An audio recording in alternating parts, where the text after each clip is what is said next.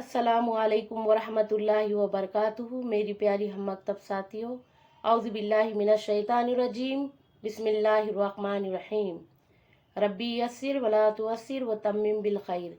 मेरी प्यारी बहनों, हमारा ये इबरतनाक वाक़ये के बारे में चल रहा था।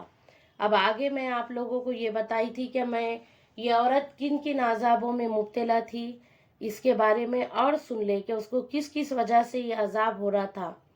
देखो, लिपस्टिक लगाने की सज़ा भी बहुत ख़तरनाक बताई गई कि लिपस्टिक लगाने से भी कैसा अजाब होता है। लिपस्टिक लगाने की सज़ा, इसके बाद इस औरत ने अपना मुंह खोला। जब लोगों ने इसका मुंह देखा तो वो इतना खौफनाक हो चुका था कि सिवाय दांतों के कुछ नज़र नहीं आया। ना ऊपर का होंठ मौजूद था और ना नीचे का होंठ मौजूद था, बल्कि 32 के 32 दांत सामने जुड़े हुए नज़र आ रहे थे। सोचिए, अगर किसी इंसान के सिर्फ दांत ही दांत नज़र आए तो कितना डर मालूम होता है। अब इन लोगों ने इस औरत से पूछा, तेरे होंठ कहाँ गए? इस औरत ने जवाब दिया, मैं अपने होठों पर लिपस्टिक लगाकर नामहरम मर्दों के सामने जाया करती थी।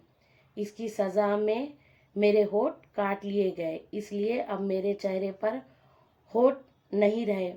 तो देखो मेरी प्यारी बहनों, कितनी सज़ा कैसी दी गई कि उसके होंठ भी काट दिए गए। आज हमारे पास लिपस्टिक लगाना तो कितनी आम बात हो गई। आज हम और आप, हमारे बच्चे ये सब चीज़ों में मुब्तला है। कहीं जाना रहा, ये कहीं शादियों में जाते हैं कि अपना पर्स निकाल के अपना मेकअप करना शुरू कर लेते। ये इन बातों से हमें इबरत और नसीहत हासिल करना चाहिए कि ये गुनाह है कि हम ये लगा कर नामहरमों के सामने जा रहे।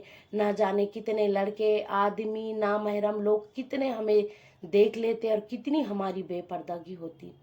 और आजकल तो हमने ऐसा भी रिवाज बना लिया है क्या, कहीं बाहर जाने का तो आंखों में काजल नहीं तो सुरमा लगा के फिर हिजाब लगाते हम क्या, ताकि हमारी आंखें अच्छी दिखाई दे। अरे, निगाहें भी शैतान के तीरों में से एक तीर है। अगर हम ये सोच कर ये मकसद से लगाएंगे तो हम बिल्कुल गुनाह में शरीक होंगे। ये हमारी रियाकारी भी हो जाएंगी और गुनाह भी हो जाएगा। अब उसके बाद देखो मेरी बहनों, नाखून पॉलिश पर भी अजाब है।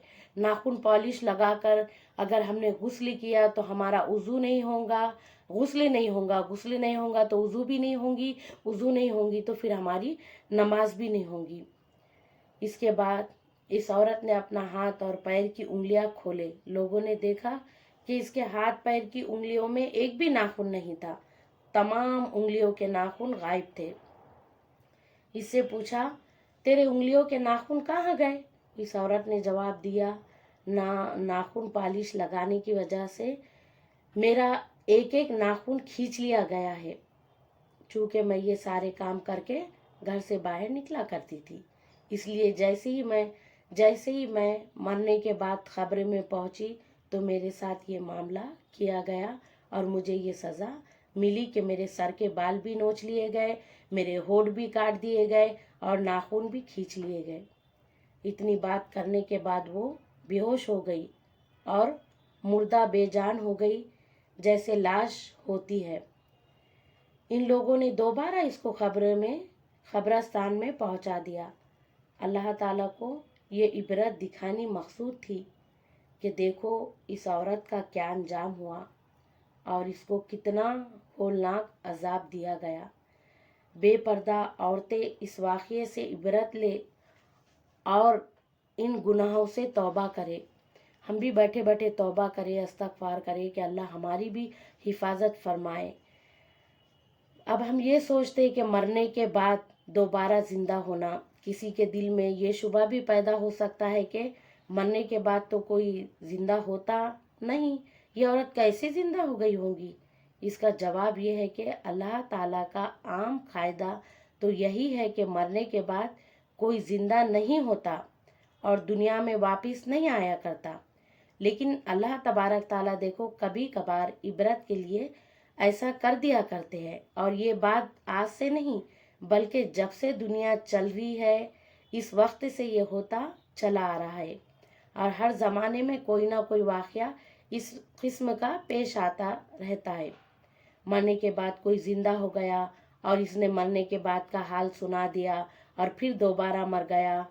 हाफिज इब्ने अबिद दीनार रहमतुल्लाह अलैह का अरबी में एक रिसाला है जिसका नाम है मन आशा बादुल मौत है। इस रिसाले में बहुत से ऐसे वाक़यात लिखे हुए हैं।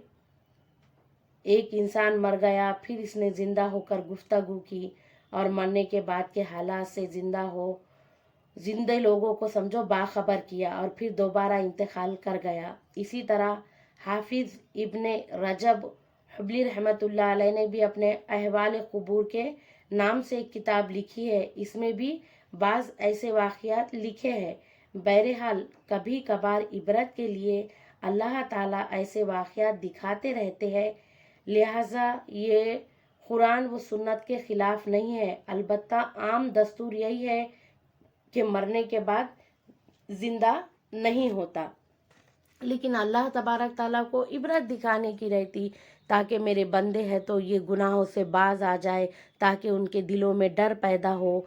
लेकिन आज हम तो अल्लाह के बंदे इतने नाफरमान हो रहे हैं कि हमें गुनाहों से बिल्कुल डर नहीं लग रहा। अल्लाह तबारक ताला भी कहते हैं ना कि जब हमारी ज़िंदगी में ऐसा बोलते ना कि जब हमारी ज़िंदगी में नमाज आ जाएंगी तो हमें गुनाहों से ऐसा डर लगेगा जैसे सांप और बिच्छू से लग रहा।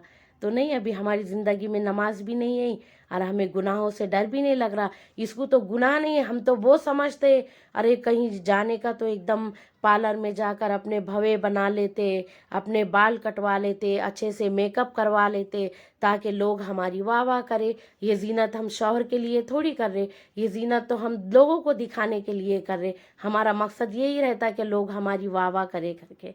तो देखो अल्लाह तबारक ताला हम सब की इससे हिफाजत फरमाए। और मेरे बताने का मकसद ये है कि दीन की बात है तो आप लोगों के कानों तक पहुँचे। मेरा दूसरा कुछ भी मकसद नहीं है बताने का। और जहाँ तक भी हो सके इस वीडियोस को सवाब की नीयत से शेयर करें।